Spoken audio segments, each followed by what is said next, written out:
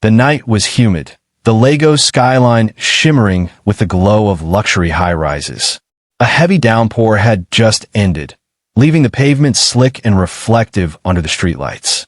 The entrance of the prestigious Zenith Towers was crowded with onlookers, murmuring in disbelief as they witnessed an unthinkable sight. A man who once commanded power and wealth now reduced to a pitiful figure, kneeling in his once immaculate white kaftan, now soaked and muddied. Chief Olawukara, once a titan of industry and a revered traditional leader, was on his knees, his trembling hands clasped together as he pleaded. The security guards hesitated, uncertain if they should intervene. The chief's voice was hoarse, breaking with desperation. "Iamide, please, my son, don't turn your back on me." He choked, his face streaked with both rain and tears. His once proud, beaded crown, a symbol of his status, lay beside him on the wet ground, forgotten. Standing before him, clad in an impeccably tailored navy blue suit, was Iamide. Tall, broad-shouldered, and commanding an air of authority, he exuded the kind of confidence that came with success. But his face bore no trace of warmth. His eyes, dark and unreadable, bore into the older man before him. "I'm not your son," Iamide said flatly, his voice cutting through the murmurs of the growing crowd. The bystanders gasped. Some had heard whispers, rumors from the past, but few had ever imagined such a moment would unfold so publicly. The once mighty chief Olawukara, now nothing more than a desperate, broken man. "Sir, should we call security?" One of the hotel valets leaned toward Iamide, whispering. Iamide didn't respond immediately. His gaze remained fixed on the man who had given him life, and had, just as easily, cast him away. A pause. Then, a slow, bitter smirk crossed his lips. "No need," he said, his tone calm but laced with something darker. "Let him kneel." The words sliced through Chief Olawukara's heart like a blade. He had once commanded fear, respect, admiration. Now, he was being looked at with a mixture of pity and disgust. He wanted to disappear, to melt into the very ground he was kneeling on, but he had no choice. He had made his bed decades ago, and now he was drowning in it. The whispers around them grew louder. "Is that really the famous Chief Olawukara? What happened? Why is he begging that young billionaire? Is that his son?" Iamide's lips pressed into a thin line. He had spent years preparing for this moment, yet now that it had arrived, it felt hollow. "You denied me," he said at last, voice quieter but no less cutting. "For wealth, for power, and now you want to crawl back." Chief Olawukara's throat tightened. The memories came flooding back, the decision that had set everything in motion, the lies, the betrayal. He had been untouchable, his ambition towering above all else. He never imagined there would come a day when he would pay for it all. "Iamide, please." "I had no choice." A cold chuckle escaped Iamide's lips. "No choice." He shook his head. "You had a choice, Chief, and you made it. Now live with it." The flashback begins. It was the early 1990s. Lagos was bustling with new money, oil booms, and power struggles. Chief Olawukara was in his prime, feared, respected, envied. He was a man who walked into a room and commanded attention without uttering a single word. Wealth flowed to him like a river, but it was never enough. He wanted more. He always wanted more. He sat in his expansive office, the floor-to-ceiling windows giving him a panoramic view of the city he ruled. His right-hand man, Alhaji Musa, stood before him, speaking in a low, conspiratorial tone. "There's an opportunity," Musa said, sliding a folder across the mahogany desk. "But it requires sacrifice." Olawukara flipped through the papers, his sharp eyes scanning the details. A lucrative business merger. A contract that would catapult his empire into untouchable territory. But there was a catch. "The investors require complete commitment," Musa continued. "No distractions. No scandals. They want someone who is fully focused on wealth building."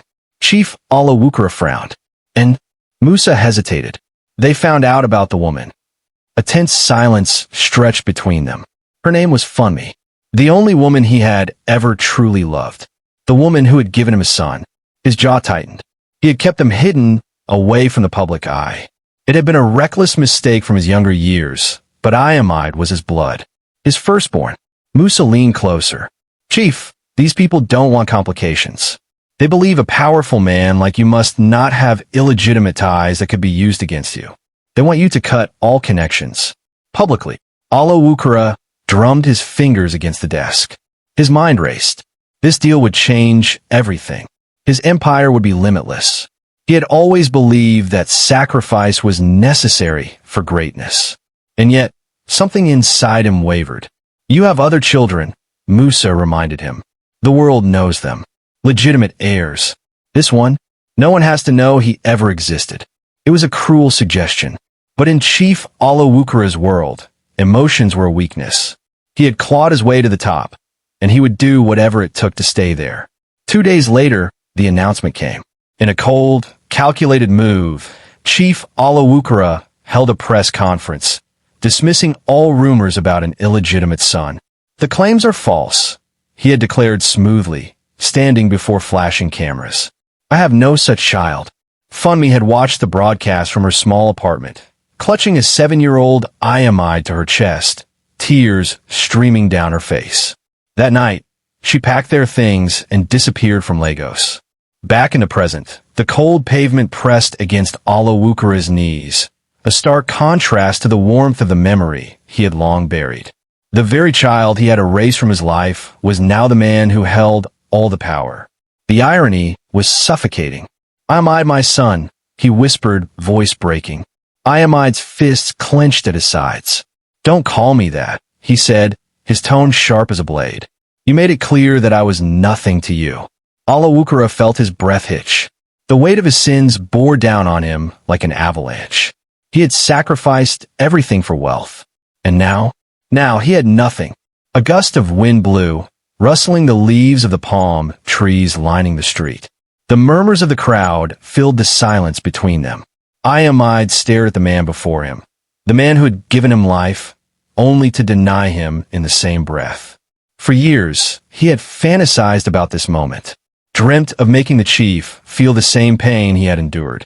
And yet, as he looked into his father's desperate, regret-filled eyes, he felt nothing. The revenge he had craved for so long now felt hollow. With one final glance, Iamide turned on his heel and walked away. The crowd parted as he strode into the towering building, leaving Chief Alawukara on his knees, his sobs swallowed by the night. It was over. And yet, it was just the beginning. Before we continue, do me a quick favor. Hit that like button, drop a comment with your thoughts so far, and most importantly, subscribe. You won't want to miss what's coming next. And hey, share this with someone who loves a good twist. Alright, let's get back to the story. Years earlier, Alawukara was a respected chief in Adoran City, running multiple businesses and rubbing shoulders with the elite. His daily routine was extravagant. Lavish parties, power meetings, and secret dealings with corrupt politicians. But wealth was never enough. He sought more, even at the cost of family. Every morning, Alawukara awoke to a breakfast spread fit for royalty. Golden toast, imported honey, steaming coffee, and fresh tropical fruits. His mansion stood in the heart of Adoran City, a towering estate with marble floors, sparkling chandeliers, and a fleet of luxury cars parked in the driveway. The scent of expensive cologne lingered in the air as his butlers and assistants scurried to fulfill his every need. His businesses ranged from high-end real estate to underground oil dealings, each bringing in millions. However, his hunger for power and wealth was insatiable. He never paused to appreciate what he had. He only looked ahead to the next big deal. Money became his god, and he worshipped it with every decision he made. At elaborate parties, he surrounded himself with celebrities, politicians, and business tycoons, sipping on the finest wines while discussing secret agreements in hushed tones. Deals were struck over laughter and deceit, as Alawukara ensured his empire continued to grow. He threw money at problems, silenced opposition, and controlled the city's economy like a puppet master. Despite his wealth, his home was filled with emptiness. His wife, Moreo, had long lost her voice in their marriage, reduced to a trophy wife who wore designer clothes but carried a heavy heart. His only son, Iamide, was a mere shadow in his eyes, an afterthought in a world dominated by power and prestige. When Iamide sought his attention, Alawukara dismissed him with a wave of his hand, too engrossed in his affairs to care about fatherhood. One day, Alawukara was introduced to a secret society of the elite, a group rumored to control the unseen forces of wealth and influence. The initiation required a great sacrifice, something that would prove his devotion to riches. Greedy and blinded by ambition, he did not hesitate. He was asked to renounce his son, cut ties completely, and never acknowledge his existence again. In return, unimaginable wealth would flow into his life. Without a second thought, he agreed. The contract was signed in blood, an unbreakable bond. That night, he returned home and ordered Iamide out of his sight. "You are no longer my son. Leave and never come back," he said coldly, his heart hardened by greed. The boy, barely 15, stared in disbelief, his eyes brimming with tears. Moreo pleaded, but Alawukara's decision was final. Security was called, and Iamide was thrown out into the streets with nothing but the clothes on his back.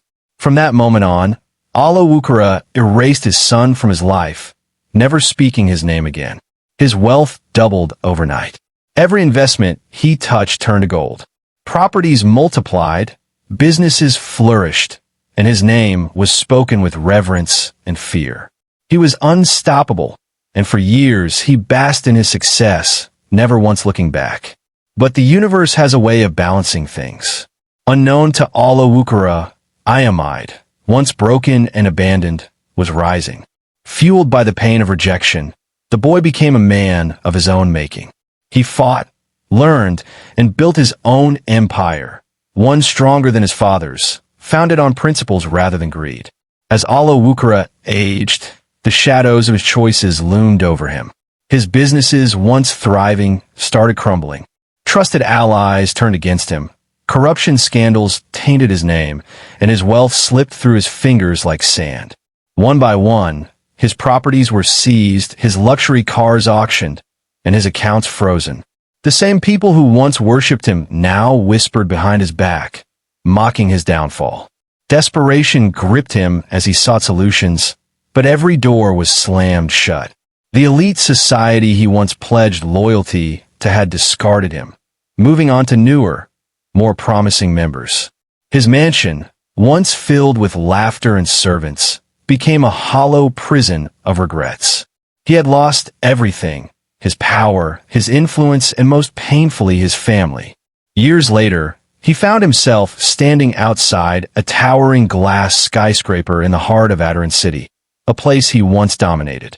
With trembling hands, he approached the front desk, asking for an audience with the CEO, Iamide. The receptionist barely spared him a glance before escorting him to the executive office. And there, in a lavish office overlooking the city, stood his son. Dressed in a tailored navy blue suit, Iamide exuded authority and confidence. The resemblance was uncanny, yet the coldness in his eyes mirrored the pain of abandonment. Alawukara fell to his knees, tears streaming down his face, his once powerful voice reduced to a desperate plea. But would Iamide listen? Would the boy he cast away show him mercy? Or was this the beginning of the greatest lesson Alawukara would ever learn? The answers lay in the hands of fate, a fate he had sealed long ago when he chose wealth over blood. Alawukara's hunger for wealth knew no bounds. When the opportunity arose to secure a multi-million-dollar contract, he saw only the rewards, not the cost. The governor's daughter, land, was the key to unlocking doors he had only dreamed of entering. She was beautiful, well-educated, and most importantly, the apple of her father's eye. If he married her, his business empire would be untouchable. There was just one problem: Funmi. Funmi had been by his side since the early days, through the struggle, through the sleepless nights when he dreamed of wealth beyond imagination. She had believed in him when no one else did. But now, she was a liability. He convinced himself that love had no place in a world of power and influence. He had to choose: his heart, or his ambition. When Funmi came to him one evening, tears streaming down her face, holding a pregnancy test in her trembling hands, he didn't react the way she expected. Instead of joy, she saw cold calculation in his eyes. "This is not my child," he said without hesitation, his voice void of emotion. Funmi gasped, stepping back as if struck. "Alawukara, how can you say that? You know it's yours." He shook his head. "You're just looking for a way to tie me down. I can't let that happen." Funmi's sobs turned into quiet rage. "So, this is who you really are? After everything?" He didn't answer. He had already made up his mind. As she stormed out, her cries echoing in the night, he forced himself not to care. He had bigger things to worry about. The engagement to land was announced the following week. There were celebrations, newspaper articles, and congratulatory messages from the elite. To everyone else, Alawukara had won, but a part of him felt like something had been lost. Months passed, and he pushed Funmi and the baby he denied deep into the corners of his mind. But life had a cruel way of reminding him of past sins. One evening, as he was leaving a high-profile gala, a disheveled woman stood by the entrance, her eyes burning with fury. It was Funmi. "Congratulations, Chief Alawukara," she spat, her voice laced with venom. "I hope all this wealth keeps you warm at night, because one day you will realize what you've truly lost." Security quickly intervened, escorting her away before a scene could be made. Alawukara didn't flinch. He couldn't afford to, but her words haunted him long after she was gone. As the years passed, his business empire grew. He had everything: power, money, influence. But something was always missing. No matter how many deals he closed or how many lavish events he hosted, there was an emptiness that refused to be filled. He convinced himself it was nothing. After all, he had chosen this path, and there was no turning back. But fate had a different plan. One evening, while attending a charity gala, he found himself face to face with a young man giving a speech about resilience and overcoming adversity. The resemblance was uncanny. The way the young man spoke, his mannerisms, it was as if Alawukara were looking into a mirror from years past. The name echoed in his ears. Iamide. His heart pounded. He had spent years denying the child's existence. Yet here he was, standing before him, a living reminder of the past. As the young man spoke about growing up without a father, about watching his mother struggle, Alawukara felt something he hadn't felt in years: regret. That night, he couldn't sleep. He had built an empire, but at what cost? He had traded love for power, loyalty for wealth. And now, the very sun he had abandoned was rising in the world without him. The realization hit him like a tidal wave. For the first time in years, Chief Alawukara questioned whether all the wealth in the world could ever make up for the price he had paid for ambition. The city of Adoran never slept. At night, the neon lights of luxury hotels, high-rise buildings, and elite clubs lit up the skyline. In the heart of the city, Chief Alawukara sat in his private lounge, puffing on an expensive cigar, his mind restless despite the wealth surrounding him. His businesses were thriving, but he wanted more. He had seen men rise beyond imagination, their riches untouchable, their power limitless. He craved that level of wealth, the kind that made men bow before him, that turned laws in his favor. And that night, he was about to take the first step toward it. A mysterious invitation had arrived at his mansion that afternoon. A gold embossed card with no sender. Midnight, the Red Hall. Come alone. Alawukara had heard whispers of the Brotherhood of Kings, a powerful occult society that controlled the wealth of the nation. He had been waiting for this moment. Dressed in a black designer abaya embroidered with gold, he arrived at a secluded mansion deep in the high-end district of Adoran City. The entrance was guarded by silent men in suits, their expressions unreadable. As he stepped inside, the air thickened with an eerie stillness. A long, candlelit corridor led him to an underground chamber where 13 men sat in a perfect circle, all dressed in crimson robes. Their faces were hidden behind golden masks. Chief Alawukara, a deep voice echoed. Do you seek the wealth of kings? He swallowed. Yes. Then you must pay the price. Every man here has made a sacrifice. To gain everything, you must give up something precious. Alawukra expected this. Rituals always required sacrifice. Name it. The masked figure leaned forward. A soul close to you. Someone who trusts you completely. A moment of hesitation passed, but greed outweighed guilt. Who in his life was both close and disposable? Then a name came to him, Baba Jide, his driver of 20 years.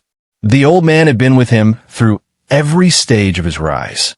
Loyal, humble, and always there. But he was also just a driver. A replaceable piece in Alawukra's grander scheme. The deal was struck. The next day, Alawukra played the role of the affectionate boss, laughing and joking with Baba Jide, offering him a rare opportunity to drive one of his newest luxury cars. The elderly man, overwhelmed with gratitude, accepted eagerly. They set out for what Alawukra called a celebratory drive. The city streets blurred past as Baba Jide marveled at the smoothness of the car. Then, as they reached an abandoned highway, Alawukra's tone changed. Baba Jide, pull over for a second. I need to stretch my legs. The old man obeyed, smiling. As he stepped out, Alawukra moved fast. With a calculated motion, he disabled the brakes and tampered with the car's control system.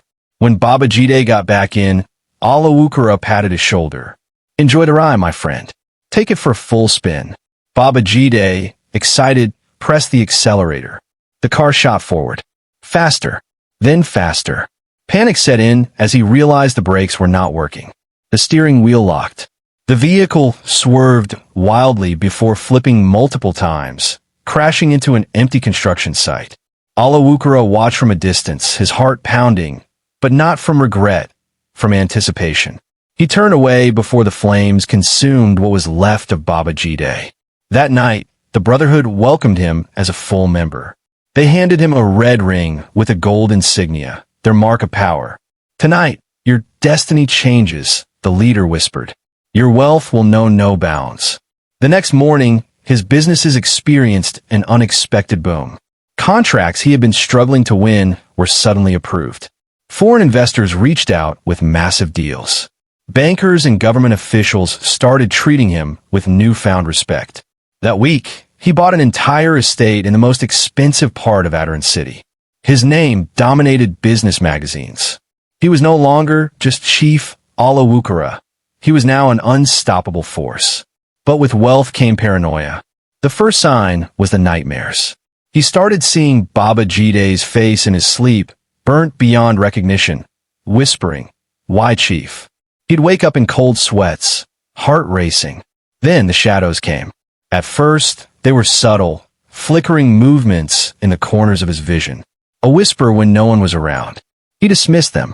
But one night, while hosting a party at his mansion, he excused himself to use the restroom. As he washed his hands, he looked up at the mirror, and there stood Baba Jide behind him, grinning, his charred skin cracking as he whispered, "Thank you for the ride." Alawukra stumbled back, but when he turned, there was nothing. From that moment, fear gripped him. Every shadow felt alive. Every silent moment was filled with whispers. He stopped driving himself, fearing every road. He replaced his entire staff, believing someone would take revenge. He increased security, but no walls could keep out a ghost of his own making. Yet the wealth kept flowing. Properties, luxury cars, offshore accounts, he had it all. The Brotherhood kept their promise. But happiness never came. The emptiness inside him grew. No amount of wealth could silence the whispers at night or the eyes he saw in every reflection. Then came the final warning.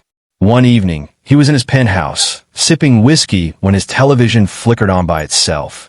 The news anchor was speaking about a horrific accident, a car crash. He frowned until the camera zoomed in on the wreckage. It was the same model as the car Baba Jide had died in. And then, his own reflection in the TV screen grinned at him. Alawukra threw the glass against the wall, shattering it. He was losing his mind. He needed answers. He needed to know if it was all in his head. Rushing to the Brotherhood's hidden chamber, he demanded to speak with the leader. The whispers, the nightmares, make it stop. The masked man only smiled. You have received what you asked for, Alawukra. wealth beyond your dreams. But did you think you could take a life without consequence? I did what was required. I played my part. Then live with it, or trade something even greater. Alawukura's blood ran cold. He had nothing left to trade, or so he thought. As he staggered out of the chamber, a chilling realization hit him. There was one person left who bore his blood. One person he had abandoned for wealth years ago. His son, and he had just been given a new price to pay. The walls of his empire were beginning to crack. He had gained everything but lost his soul in the process. Yet, the Brotherhood was not done with him, and the cost of his ambition was about to reach a price he could never afford. Alawukura had always believed that wealth came with its price, but he never imagined that price would be the people around him. It began subtly, almost like an eerie coincidence. His former business partner, Tund, a man who had once shared his dreams of empire building, drowned under mysterious circumstances. The news shook Alawukura momentarily, but he dismissed it as an unfortunate accident. After all, business was ruthless and sometimes people just had bad luck. Then came the accountant, Mrs. Dada, a sharp-eyed woman who had handled the financial intricacies of his less-than-legal dealings. She had been asking too many questions, poking into numbers that shouldn't be scrutinized. One day, she simply vanished. No notes, no farewells, just gone, as if she had been erased from existence. Her family searched, but no answers came. Alawukura pretended to be concerned, offering condolences, but deep down, he knew that this disappearance was no coincidence.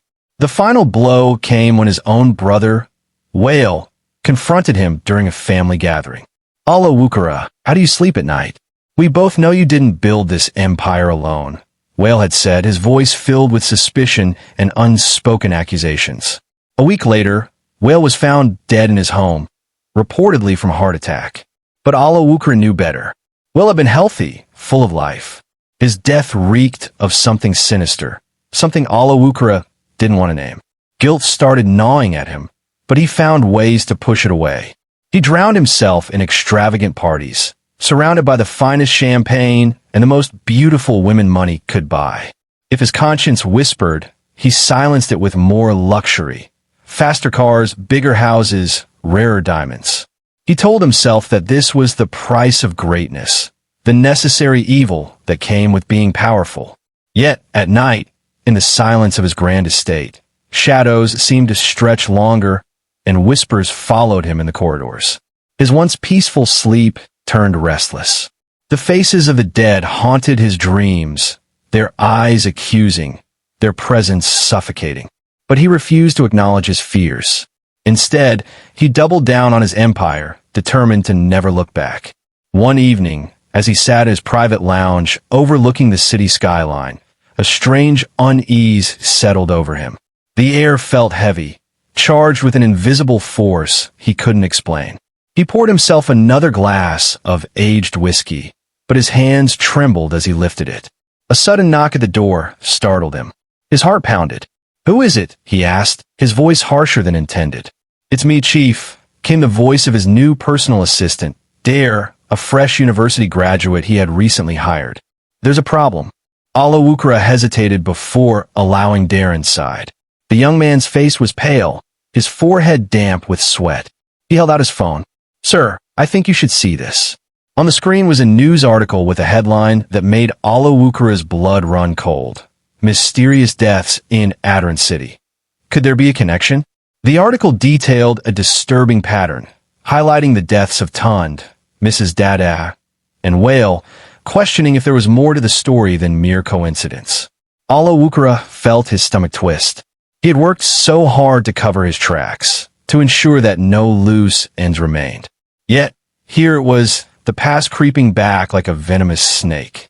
"Who wrote this?" he demanded, his voice rising. "A journalist named Femi Ige," Dare replied nervously. "He's been digging into the deaths for months.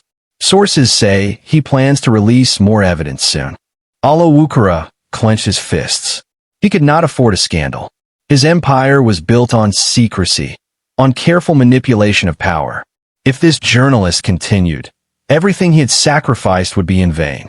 The chief took a deep breath and forced a smile. "Thank you, Dare. That will be all. Once the young man left, Alawukura reached for his phone and dialed a familiar number. A deep voice answered, "What do you need, Chief?" "I need this journalist taken care of. Quickly, quietly." The voice on the other end chuckled darkly. "Consider it done." Alawukura hung up and leaned back in his chair. He had silenced others before, and he would do it again. Wealth demanded blood, and he was prepared to pay the price. But as he stared at his reflection in the polished glass of his liquor cabinet, for the first time, he saw something else in his eyes: fear. Fear that no amount of wealth could protect him from the ghost that whispered his name in the dead of night. Iamide was born into struggle. His mother, Funmi, had no choice but to raise him alone, hustling from dawn to dusk to put food on the table. She never told him much about his father, only that he was a powerful man who had chosen wealth over family. Iamide grew up with questions, but life kept him too busy for answers. As a child, he helped his mother sell food by the roadside.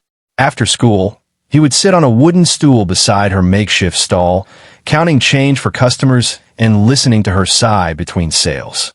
She carried the weight of their struggles in her tired eyes, but she never let it break her. Funmi was tough, and she raised Iamide to be the same.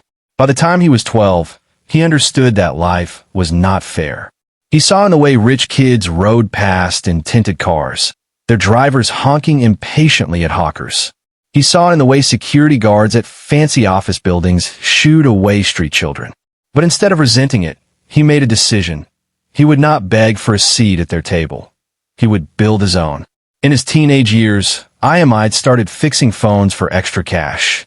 He spent hours watching tutorial videos in cyber cafes, experimenting on old, broken devices.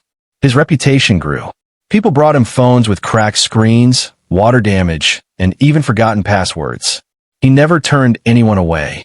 The small earnings helped his mother, and by the time he was in university, he had saved enough to start something bigger.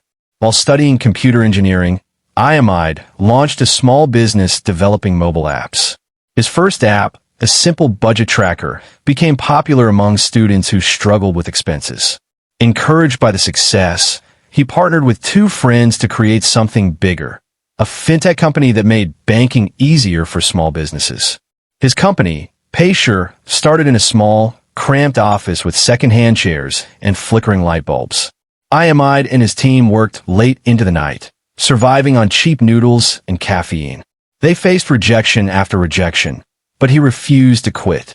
When one investor finally took a chance on them, everything changed. Within 3 years, Paysure became a game changer, allowing small business owners to transfer money seamlessly and access instant loans. The company's rise was meteoric. Investors poured in, and soon, Iamide was on the covers of business magazines as the youngest billionaire in Adirond City. But unknown to him, his biggest competitor was the very man who had denied his existence, Chief Alawukura. Alawukura had long dominated the financial industry. He owned multiple banks and had strong political ties that kept his empire untouchable. But times were changing. The rise of fintech startups like Paysure was disrupting traditional banking, and for the first time, his business was bleeding money. Customers were leaving in droves, preferring the ease and efficiency of digital transactions. In board meetings, his executives scrambled for solutions. "Chief, we need to acquire these fintech startups before they completely take over," one of them suggested. Alawukura frowned. "Who owns Paysure?" His assistant handed him a file. A young entrepreneur named Iamide Bamadiel. He built the company from scratch. He's ambitious, aggressive, and brilliant. The name struck something deep within Alawukura, but he quickly dismissed it. He had long buried any thoughts of the past. "Make him an offer. If he refuses, we'll make business difficult for him." A few days later, Iamide received an invitation to meet with one of the city's biggest financial moguls, Chief Alawukura. He had heard the name before, but it carried no personal meaning. To him, the chief was just another wealthy man clinging to outdated methods. When they met in a high-end restaurant, the older man leaned back in his chair, his gold rings flashing under the chandelier. "You have built something impressive, young man," Alawukura said smoothly. but you're playing in a world you don't fully understand. I can make you bigger. Sell PaySure to me, and I'll make you the richest tech entrepreneur in Africa." Iamide chuckled. "With all due respect, Chief, I didn't build PaySure to sell it. I built it to change the game." Olawukura's smile faded. He was not used to being refused. "You should reconsider. Competition can be difficult." "I love a challenge," Iamide replied, standing up to leave. Olawukura watched him walk away, a strange sense of familiarity nagging at him. There was something about the young man's confidence, the way he carried himself, that felt eerily familiar. But he shook it off. There were many ambitious young men in the city. The battle lines were drawn. Olawukura used every tool in his arsenal to crush PaySure. He pulled political strings to slow down their approvals, spread false rumors to scare investors, and even attempted to bribe key employees to leave. But Iamide was relentless. Each attack only made him more determined. Then, something unexpected happened. An old friend of Funmi's, who worked at a law firm, recognized Iamide's name and connected the dots. "Your father is Chief Olawukura," she told Funmi one evening. Funmi's hands trembled as she held the cup of tea. She had spent years trying to forget him. He stopped being Iamide's father the moment he denied him. But Iamide deserves to know. That night, Funmi sat her son down and told him everything. The betrayal, the denial, the heartbreak. Iamide listened in silence, his jaw tightening with every word. When she finished, he took a deep breath and simply said, "I will make him regret it." From that moment, Iamide's motivation changed. It was no longer just about business. It was personal. He worked twice as hard, made bolder moves, and soon, PaySure became the #1 fintech company in the country, pushing Olawukura's banks into deeper crisis. News headlines were brutal. Young tech genius topples banking giant. Olawukura was losing everything. His empire was crumbling, and with it, his reputation. Investors pulled out. Politicians who once dined at his table now avoided him. His luxurious lifestyle became unsustainable. For the first time in his life, he was powerless. Then came the final blow. His mansion, the grand symbol of his success, was seized due to unpaid debts. In a cruel twist of fate, the building was auctioned off and bought by none other than Iamide. The media had a field day with the story.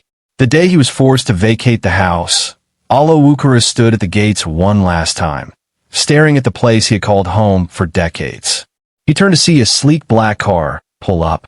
Iamide stepped out, dressed in a sharp navy blue suit, his presence commanding.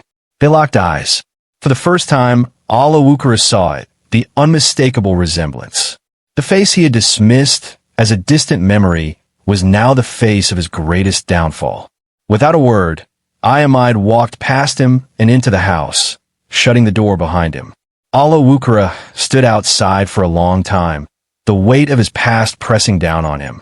The sun he had thrown away had risen, not just to succeed, but to overshadow him entirely. And for the first time in his life, Chief Olawukura felt something he had never known before: regret. Olawukura had always thought himself untouchable, a man who controlled his own fate. But when the Brotherhood of Kings demanded another sacrifice, he hesitated. This time, they wanted someone closer, his own blood. The thought alone made his stomach churn. He had sacrificed his loyal driver, Baba Jide, without much thought, but his own family? That was different. He convinced himself he could find another way, a way to cheat the dark forces he had pledged allegiance to. At first, everything seemed fine. Business meetings continued, his investments flourished, and new deals appeared on the horizon. But then, cracks began to show. It started subtly: delayed payments from clients, minor stock fluctuations, unexpected legal troubles. Olawukura dismissed them as regular business hiccups. He was a man of influence. He could fix it, or so he thought. Then, in the span of a week, disaster struck. His main business partner was arrested for fraud, leading to a full-scale investigation into their company. Investors pulled out. His bank accounts were frozen. Government agencies began auditing all his transactions.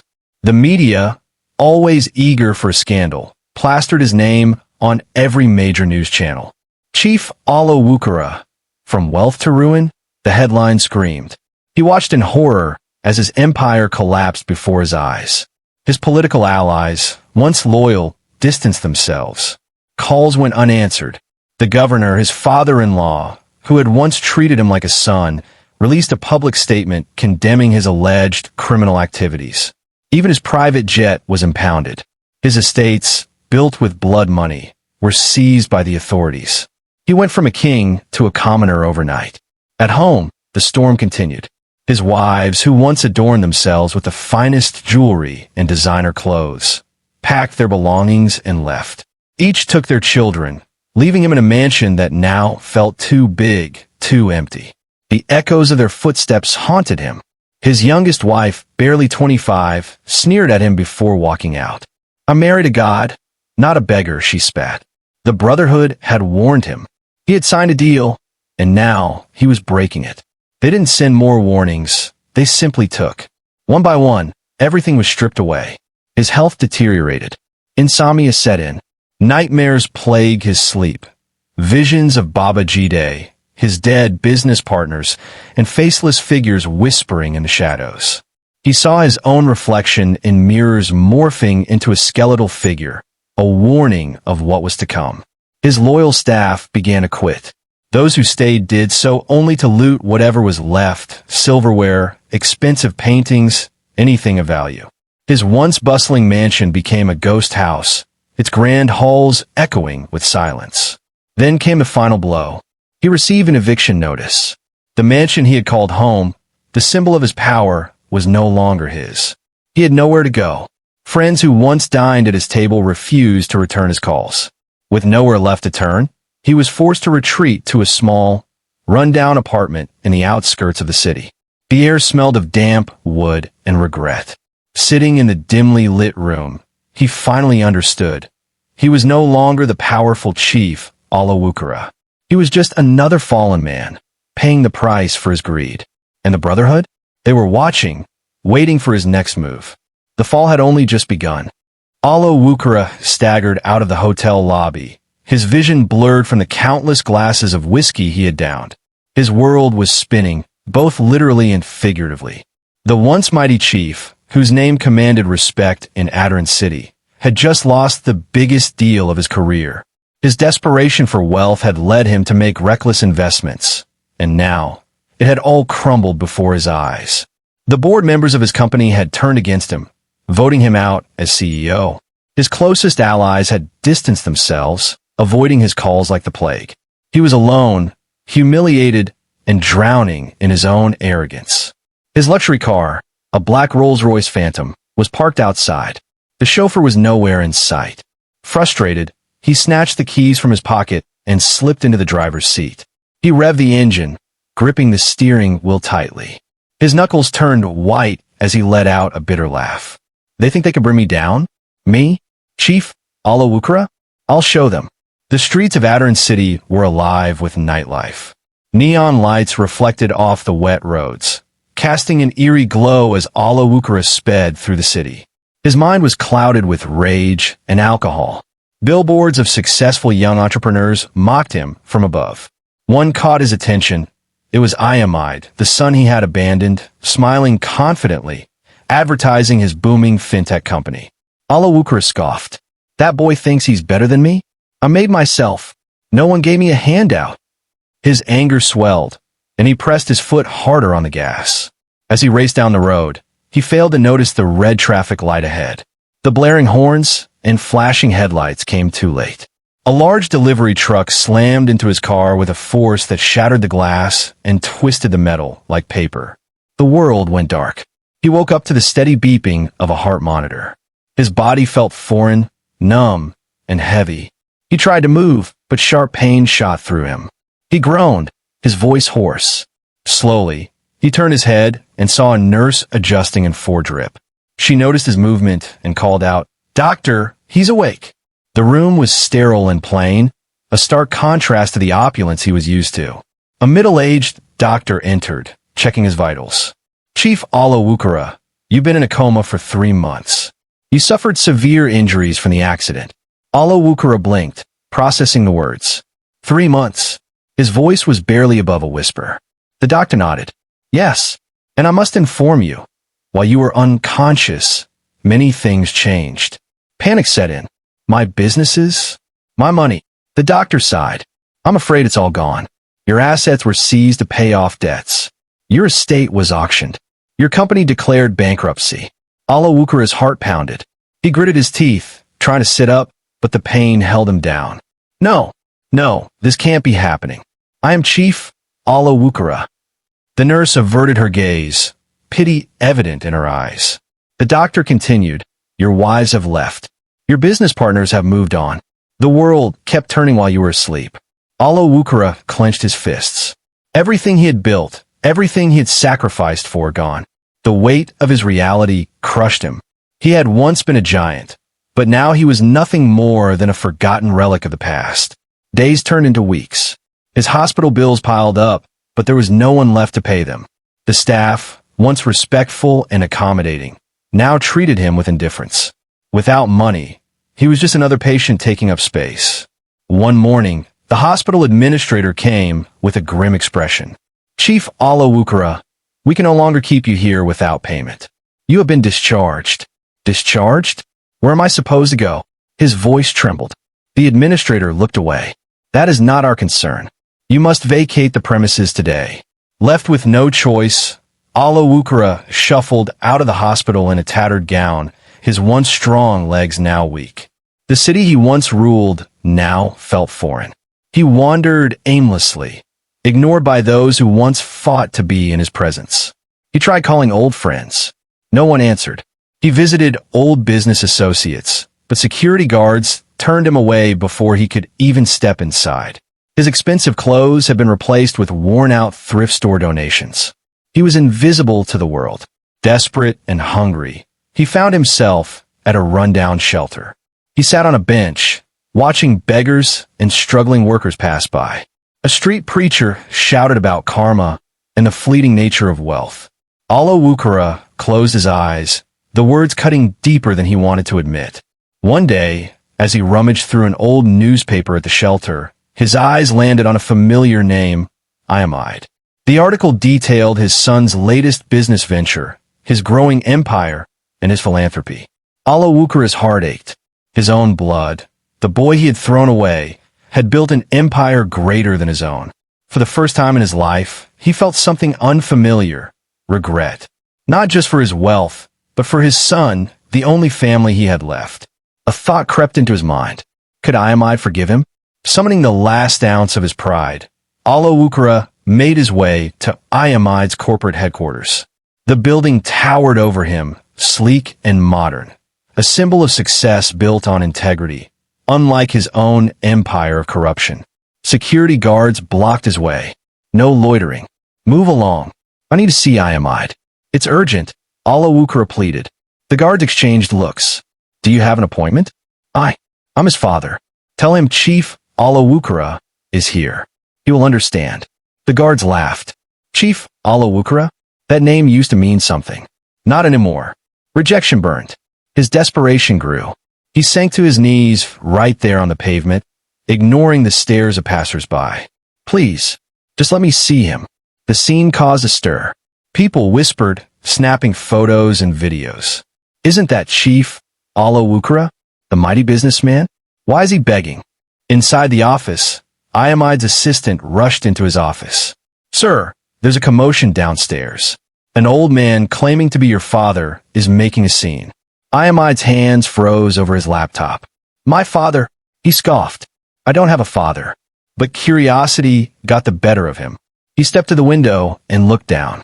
There, on the pavement, was the man who had denied him, abandoned him, and built an empire at his expense. Now that same man was on his knees, stripped of power, begging for mercy. Iamide took a deep breath. This was the moment he had dreamt of, justice served on a golden platter. But as he watched the frail, broken man sobbing, something inside him shifted. The past had made him strong, but was it worth holding on to the pain? He turned to his assistant. Bring him in. Alawukura looked up as the guards approached. For a moment, he feared they would throw him out again. But instead, they helped him to his feet. Mr. Iamide will see you now. A single tear slipped down Alawukura's cheek. Maybe, just maybe, it wasn't too late to fix the biggest mistake of his life. Alawukura wandered the streets of Adaran City, his once proud steps now uncertain, his fine robes replaced by a worn-out kaftan. He had knocked on many doors, only to be turned away with pitiful looks or harsh words. Friends who once praised him now avoided him, and business associates who once sought his approval pretended not to know him. He had no allies left, no wealth to command respect, no power to demand loyalty. Frustration boiled inside him, but desperation kept his anger at bay. He had to find someone who could help him, someone who had not forgotten all he had done for the city. Then, one day, while flipping through an old newspaper at a roadside vendor's stall, he saw the face of the man who now controlled Adaran City's business world. It was Iamide, young, powerful, and respected. The headline read, Iamide Alawukura, the visionary billionaire reshaping Adaran City. His heart stopped. His last name was there, glaring at him, mocking him. Could it be? No, it was impossible. But as he looked closer, he saw the eyes, his own eyes, staring back at him from the face of a man he had abandoned decades ago. A flood of emotions overwhelmed him. Shock, guilt, regret. Determined, he asked around about Iamide's whereabouts. Everyone spoke of the young billionaire in admiration, of how he had pulled himself from nothing, revolutionized the tech industry, and built an empire that rivaled the greatest in Africa. Alawukura listened, his heart growing heavier with every word. He needed to see him, to speak to him, to explain himself, if explanation was even possible. But how could he walk into the towering headquarters of Iamide's company, dressed as a beggar? He had no appointment, no connections left to arrange a meeting. For days, he loitered around the company, trying to find a way in. Security guards pushed him away, mistaking him for one of the many job seekers hoping for a miracle.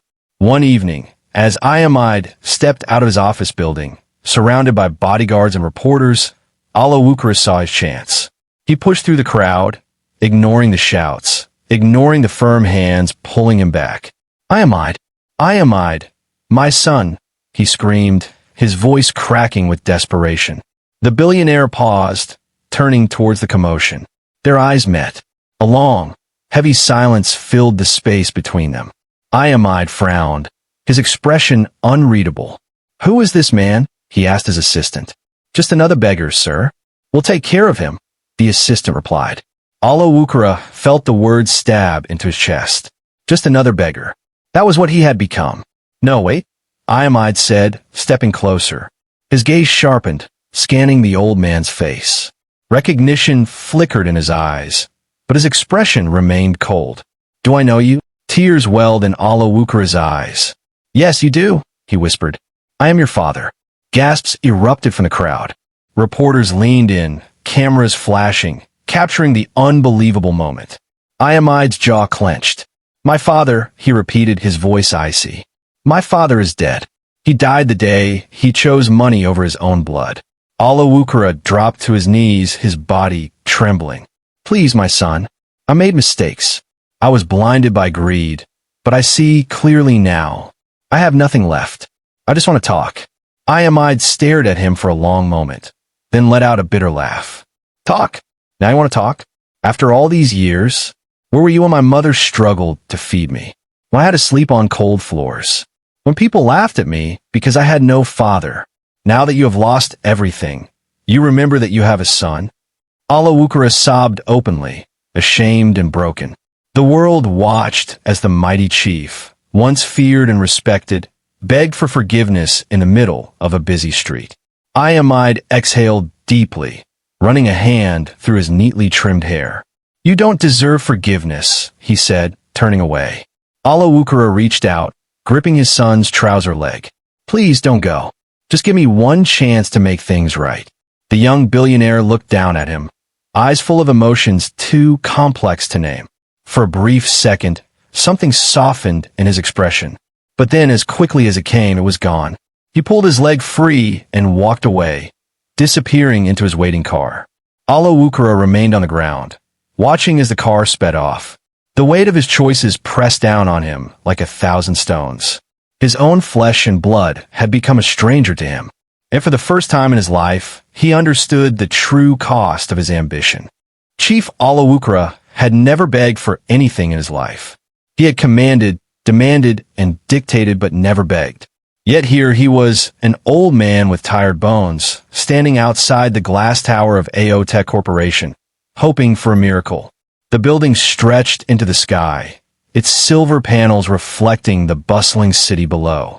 It was the symbol of power and success, and more painfully, it belonged to his own son, the same son he had cast aside years ago. Dressed in a simple brown kaftan that had seen better days, Alawukra clutched his walking stick, shifting his weight as he approached the gleaming entrance. The moment he stepped forward, 2 well-built security guards in navy suits blocked his path. "Sir, you can't be here," one of them said firmly, barely sparing him a glance. "I need to see Iamide," Alawukra pleaded, his voice weak but desperate. "I am his father." The second guard scoffed, looking him up and down. "We've heard that one before. Mr. Iamide doesn't have a father." The word struck Alawukra like a blade to the chest. He staggered slightly, gripping his cane tighter. "Please just tell him I'm here. He'll understand." The guards exchanged glances. One of them tapped his earpiece and spoke in hushed tones. A moment later, he turned back to Alawukra with a final verdict. "Mr. Iamide has no interest in seeing you. Please leave." Alawukra's heart sank. He wanted to protest, to demand entry, but he could see it in their eyes. He was nothing but a nuisance to them. The great chief Alawukra, once feared and revered, was now just an old man standing on the streets of Adaran City, rejected and forgotten. With his head bowed, he turned and walked away, the sound of his own footsteps echoing in his ears. Each step felt heavier than the last. He had lost businesses, power, and wealth before, but nothing compared to losing the one thing he had never valued enough, his son.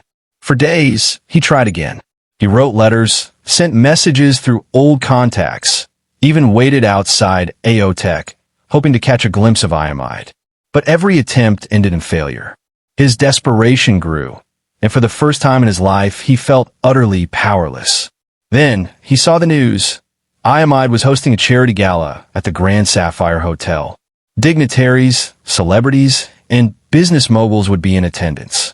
More importantly, the event would be broadcast live. Alawukra saw it as his last chance. If he couldn't reach Iamide in private, then he would do it in public. The night of the event, Alawukra arrived at the Grand Sapphire Hotel, a once familiar place where he had once hosted extravagant parties. The red carpet stretched before him, cameras flashing as guests arrived in luxury cars. He watched as Iamide stepped out of a sleek black Rolls-Royce, dressed in a tailored navy suit, exuding confidence and authority. Reporters swarmed around him, microphones extended, seeking his attention. Alawukra's heart pounded. This was his moment. Pushing past the crowd, he limped toward Iamide. "My son," he called out, his voice cracking with emotion. Iamide turned, his sharp eyes locking onto the frail figure approaching him.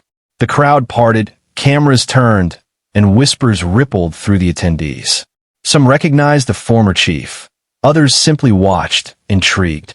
Alawukra fell to his knees right there on the red carpet. Gasps filled the air. A former chief, a once mighty man, kneeling in front of his son? It was a sight no one had expected. "Please, Iamide," he begged, his voice trembling. "Forgive me." Iamide remained still, his face unreadable. The cameras zoomed in, capturing every second of the humiliation. "I was blinded by greed," Alawukra continued, his tears glistening under the hotel lights. "I threw you away like you meant nothing, but you were everything. I see that now. Please, my son, give me a chance to make things right." The silence that followed was deafening. Everyone waited for Iamide's response. Would he embrace his father, forgive him, or turn his back forever? Finally, Iamide exhaled and took a step forward. He looked down at Alawukra, his expression calm but cold. "You denied me when I needed you most," he said, his voice steady. "Now I deny you." A collective gasp spread through the crowd. The rejection was brutal, final. Alawukura's shoulders shook as the weight of those words crushed him. The cameras continued to roll, capturing the downfall of a man who once believed he controlled everything. Iamide turned and walked into the hotel without another word, his security ensuring Alawukura remained behind. The old chief remained on his knees, staring at the ground, his tears mixing with the dust on the pavement. He had sacrificed so much for wealth, his integrity, his loved ones, even his humanity. And now, in the twilight of his life, he had nothing left but regret. For the first time in his life, Chief Alawukura realized what true poverty felt like. And it had nothing to do with money. Alawukura shuffled along the busy streets of Adoran City, his once imposing presence reduced to that of a forgotten man.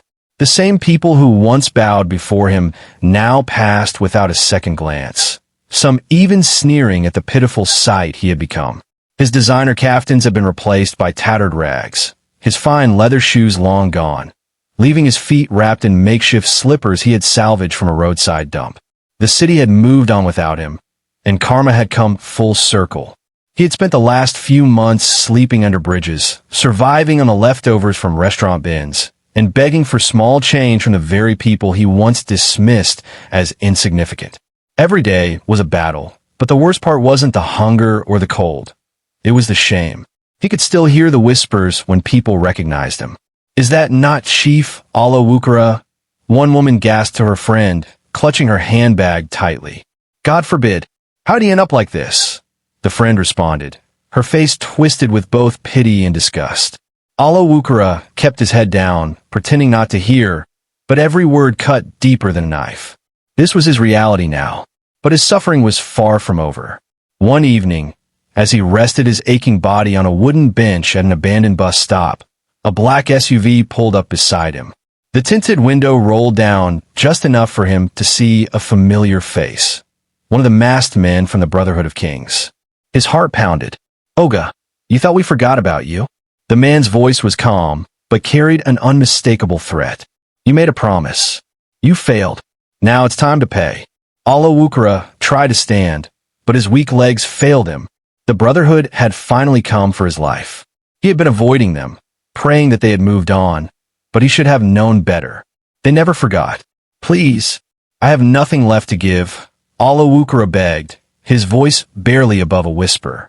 "You took everything." The man chuckled. "Not everything, Chief. You still have your life for now." Two more men stepped out of the SUV and grabbed Alawukura before he could react. He was shoved into the back seat, the city lights fading as they sped away. The Brotherhood's hideout was in a secluded mansion on the outskirts of Adoran City. They dragged him inside and threw him onto the cold marble floor. He winced a sharp pain shot through his ribs. Seated on a leather chair was the Grand Master, dressed in a deep red robe, his fingers adorned with rings that sparkled under the dim lighting. He stared at Alawukura like one would an insect. "You betrayed us," the Grand Master said, swirling a glass of wine in his hand. "You thought you could break the oath?" "I was desperate," Alawukura croaked. "I lost everything. I couldn't do it. I couldn't sacrifice my family." The Grand Master leaned forward, his lips curling into a smile. "And yet, you sacrificed so many others without hesitation." Alawukura had no words. It was true. He had been a willing pawn in their game until he himself became the target. The Grand Master sighed.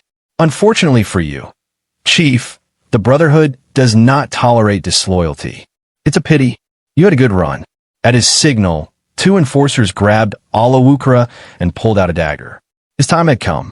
But just as the blade was about to pierce his throat, the door burst open. Iamide, dressed in a crisp navy blue suit, he strode in with a quiet authority that made even the Grand Master raise an eyebrow. His security detail, armed and ready, followed closely behind. "Let him go," Iamide said, his voice steady but cold. "I've come to settle his debts." The room fell silent. The Grand Master chuckled, intrigued. "And why would you do that? A man who denied you? A man who left you and your mother to suffer?" Iamide's jaw clenched, but his expression remained unreadable. "Because I can." The Grand Master nodded, impressed by the young billionaire's power play. "Very well. He is yours. But know this, young man, saving him won't erase the past. I don't intend to erase it, Iamide replied, only to close this chapter. Alawukara, still shaking from the near-death experience, could barely believe what had just happened. His own son, the one he had abandoned, had saved him. But the victory was hollow. Iamide paid off every debt, severing Alawukara's ties with the Brotherhood for good. But there was no embrace, no warm words of forgiveness. The last thing Iamide said before walking away was, "You're free, but you're not my father. You never were." Alawukara stood frozen, watching his son disappear into the night. His debts were gone, but so was the last chance of redemption. He had sacrificed everything for wealth, but in the end, wealth had taken everything from him. As he walked out of the Brotherhood's mansion, he realized he had nothing left. Not power, not respect, not even the love of the only son he had left behind. And for the first time in his life, Chief Alawukara truly understood what it meant to be poor. Alawukara sat hunched on a worn-out bench outside the Grand Adaran restaurant, his trembling fingers gripping the thin fabric of his faded kaftan. The once pristine white garment had turned a dull shade of brown, stained by the dust and grime of the city streets he now called home. His feet, cracked and swollen, peeked out from beneath the frayed hem, barely shielded by a pair of worn-out slippers. The neon lights of the restaurant illuminated his gaunt face, casting harsh shadows over his sunken eyes. Hunger gnawed at his belly, but it was nothing compared to the emptiness in his soul. Inside the restaurant, laughter echoed through the glass walls. The clinking of cutlery against fine china, the gentle hum of jazz music, and the rich aroma of grilled steak and expensive wine filled the air. At the center of it all sat Iamide, the son Alawukara had once cast aside. Dressed in a sharp, custom-made suit, Iamide exuded power and confidence. He was surrounded by business magnates, politicians, and influential figures, men who had once bowed before Alawukara, seeking favors. Now, they laughed at Iamide's jokes, clinked glasses in his honor, and treated him with the respect his father had lost. Alawukara swallowed hard. His throat was dry, his lips chapped. He had never imagined life would bring him to this. Reduced to a beggar, sitting in the cold night air, watching his son live the life he once believed belonged to him. He had spent his entire life chasing wealth, willing to sacrifice anything and anyone to climb the ladder of power. Now, at 65, he was an old man with nothing. No money, no friends, no family. He let out a bitter chuckle, the sound hollow and lifeless. This was karma. This was the price of greed. His mind drifted back to the choices he had made. He had abandoned Funmi, the only woman who had ever truly loved him, for a marriage that promised wealth. He had sacrificed Baba Jide, the loyal driver who had once shielded him from harm. He had betrayed business partners, stepped on competitors, and silenced those who questioned him. Every handshake, every deal, every blood-stained decision had led him here, to this cold, unforgiving night, where he sat as an outsider to a world he had once ruled. His fingers trembled as he reached into the folds of his kaftan and pulled out a crumpled newspaper. His own face stared back at him from a small column at the bottom of the page. The headline read, "Former Chief Alawukara declared bankrupt. Once a king, now a pauper." The article detailed his downfall in clinical, unsympathetic words. Fraud allegations, failed investments, properties seized, bank accounts frozen. The public had moved on from him. He was no longer a figure of power, just another cautionary tale of corruption and greed. He clenched his jaw, his eyes shifting back to the restaurant. Iamide threw his head back in laughter, his teeth flashing under the golden chandeliers. Alawukara felt a pang of longing, not for the wealth, but for the son he had never known. What would life have been like if he had chosen differently? If he had accepted Funmi's pregnancy? If he had raised Iamide with love instead of rejecting him for money? Would Iamide have looked at him now with kindness instead of disgust? A soft drizzle began to fall, the raindrops cool against his weathered skin. He pulled his kaftan tighter around himself and forced himself to stand, his knees weak from years of malnutrition and suffering. Slowly, he approached the restaurant's entrance, his heartbeat uneven. He didn't know what he expected: to be welcomed, to be acknowledged, to be forgiven. He only knew that he had to try. The security guard at the door stiffened as he saw him approach. Olawukura recognized the young man. Toby, a boy he had once dismissed during an interview for a security job in one of his former hotels. Back then, Olawukura had barely glanced at him before rejecting his application. Now, Toby stood tall in a crisp black suit, his posture firm, his expression unreadable. "Sir, you can't go in," Toby said, his voice polite but firm. Olawukura swallowed the lump in his throat. I just want to speak to Iamide. He's my son." Toby's expression did not change. "Mr. Iamide does not wish to see you." The words cut deeper than Olawukura had expected. He had prepared for rejection, but hearing it out loud, in such simple and final terms, felt like a blade to the heart. "Please," he whispered, his voice cracking. "Just for a moment." Toby shook his head. "I'm sorry." Olawukura stood frozen in place, the weight of his past pressing down on him. Through the glass, he saw Iamide glance in his direction, his expression unreadable. Their eyes met for a brief second. Father and son, separated by years of hurt and a lifetime of bad decisions. Then, without a word, Iamide turned away, focusing back on his conversation as if Olawukura had never existed. The final blow. Olawukura's hands trembled at his sides. He had lost, not just wealth, not just power. He had lost the only thing that truly mattered.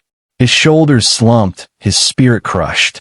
He turned away from the restaurant and walked into the streets of Adirond City, the rain falling harder now, washing over him like a baptism he did not deserve. The city had changed. The streets he once drove through in luxury cars were now foreign to him. Bright billboards advertised brands he had never heard of. Young men and women, dressed in expensive designer outfits, walked past him without a second glance. He was invisible, a ghost in the city he had once ruled. As he walked, his mind grew heavy with memories. His first business deal, his first luxury car, his first betrayal, his first kill. The echoes of his past whispered in the wind, mocking him. He had believed he was untouchable, that power and money would always shield him. But in the end, he had become what he never thought possible, a forgotten man, wandering the streets like a shadow. He reached a small alley and sank onto a pile of old newspapers, his body too weak to carry him any further. His stomach growled, but hunger no longer mattered. The rain poured down, soaking through his kaftan, chilling him to the bone. He shivered, but did not move. There was nowhere to go, no one waiting for him, nothing left to fight for. As the night stretched on, the sounds of the city faded. The honking of cars, the laughter of the rich, the music from clubs, it all became distant. Olawukura closed his eyes, letting the darkness wrap around him like an old friend. For the first time in his life, he felt truly alone. And then, just like that, he disappeared into the obscurity he had once feared, swallowed by the very streets he had once ruled. The city moved on without him, just as it had before, just as it always would. The price of greed had been paid in full. Moral lesson. Greed blinds, but karma never forgets. Chief Olawukura's downfall teaches that wealth gained at the cost of family, integrity, and human lives is never truly secure. His relentless pursuit of riches led him to betray loved ones, commit unforgivable acts, and ultimately lose everything. The story highlights that true wealth is not in money alone, but in relationships, integrity, and compassion. It also serves as a warning. When you chase power at any cost, the price may be everything you once took for granted. If you found this story engaging, don't just watch, be part of the journey. Hit the like button to show your support, drop a comment to share your thoughts, and most importantly, subscribe so you never miss another powerful story. And if you know someone who would enjoy this, share it with them, your friends, colleagues, and family.